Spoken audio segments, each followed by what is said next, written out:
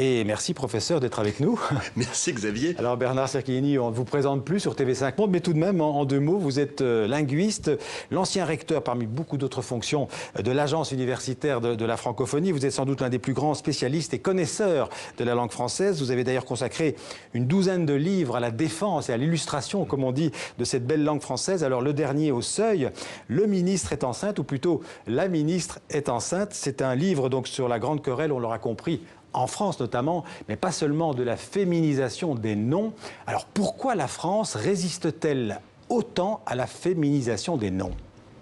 Xavier a résisté en la personne de l'Académie française qui, pendant 30 ans, est parvenue à retarder un changement linguistique qui est naturel, nous avons toute la morphologie pour cela, qui est conforme à l'histoire de la langue, on a féminisé jusqu'au 19e siècle, qui est socialement juste, car il inscrit la parité, et qui a été adopté aisément au Québec, en Belgique, en Suisse, ailleurs, et tardivement en France. Donc la féminisation des noms, vous venez d'y faire allusion, en fait elle s'est faite par la périphérie de la francophonie, par la Belgique, par le Québec.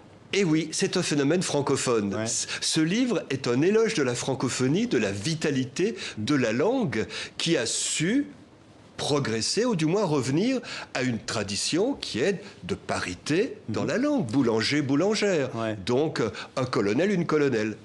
Un auteur, une auteure. Un auteur, une auteure, mais oui.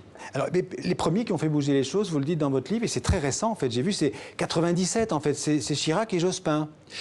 Alors, ce qui est débloqué la chose, c'est ce miracle d'accord au sein d'une cohabitation un peu rugueuse entre le Premier ministre et le Président. Ouais. Le Premier ministre, Lionel Jospin, était depuis longtemps convaincu de la parité, et Jacques Chirac, qui est au fond un vrai républicain et qui aime les valeurs de justice, était d'accord.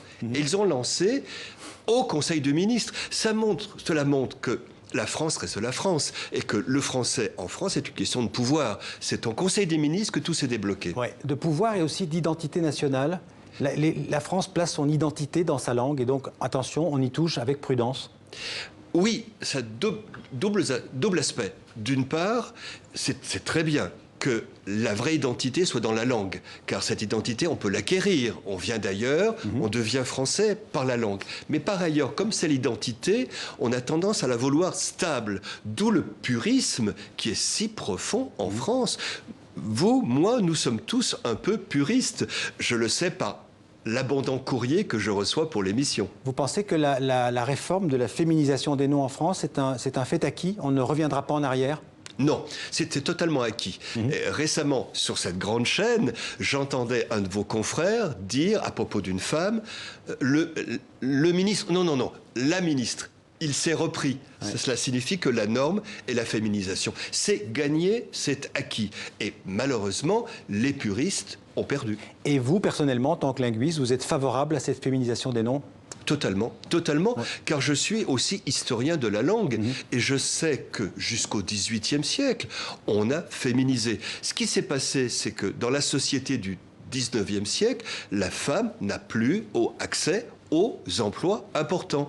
Au XIXe siècle, une ambassadrice, ce n'est plus que l'épouse d'un ambassadeur. Alors j'aurais voulu encore vous parler de l'Académie française, on n'aura pas le temps, il ne faut pas la supprimer, l'Académie française. Non, on va la garder. Non, bien sûr. Ils font leur travail, mais à leur rythme. Il faudrait qu'elle s'ouvre à la dimension francophone. Oui. Alors vous avez publié aussi un autre livre, c'est pour ça que je voudrais en parler, qui s'appelle L'invention de Nittard, aux éditions de Minuit. Et cette invention, en fait, c'est tout simplement l'invention du français au IXe siècle par Nittard, qui était l'un des petits-fils de Charlemagne. C'est une belle histoire.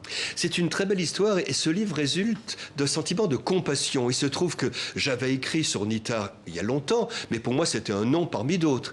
Et un jour, j'ai été confronté à ces restes. On a trouvé les restes de Nittard. Et j'ai vu le crâne fracassé d'un coup d'épée, c'est un chevalier, de celui qui, le premier, a écrit en français. Il a inventé la langue française. C'était le français ou c'était une langue romane? Alors, c'était une langue romane. D'accord. Je dis le français, bien sûr. Mais c'est le premier qui a fait un usage littéraire de cette langue. Il a inventé à la fois la langue française, la littérature française. Et j'ai écrit, comment dire, un tombeau de Nittard pour lui dire mon admiration. Voilà, pour lui rendre hommage. 2 livres, très beaux livres du français, l'invention de Nittard et de la langue française. Donc, et la ministre est enceinte, on va le dire comme ça, aux éditions du Seuil et aux éditions de Minuit. Merci beaucoup, Bernard Cerchini.